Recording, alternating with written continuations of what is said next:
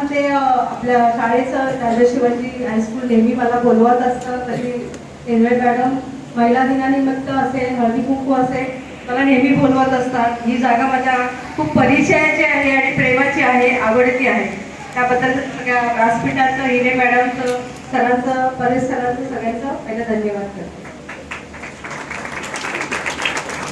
आता आपल्या सावित्रीबाई फुले आपल्याला माहिती आहे, त्या होत्या म्हणून मी आहे ना.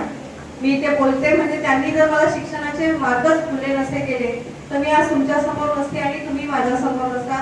आपण कुठेतरी घरामध्ये आई वडिलांच्या पाठी लपून छपून फक्त चुलीपुरते मर्यादा राहिलो असतो आणि अंगणात सुद्धा आलो नसतो. आणि कुठल्याही निर्णयाला जे आपण म्हणतो ना आता नसतं 10वी नंतर मी हे करेन ते करेन, ते करण्याच्या पण आपल्याला मुभा नव्हत्या. तर आपण पहिलं फुल्यांचं, महात्मा फुल्यांचं आपण पहिला आभार मानतोय त्यासाठी आणि सावित्रीबाईंचं. मी पहिलं एक गाणं बोलेल आणि बोलल्यानंतर शेवटी जाता जाता तुम्हाला मी सावित्रीबाईंचा निरोप देते. ठीक आहे.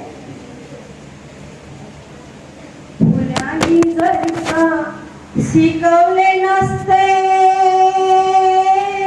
फुल्यांनी जर का शिकवले नसते सावित्रीबाईला, फुल्यांनी जर का शिकवले नसते सावित्रीबाईला, अनसुखाचे दिवस आलेच नसते कोणत्याच बाईला, अनसुखाचे दिवस आलेच नसते कोणत्याच बाईला.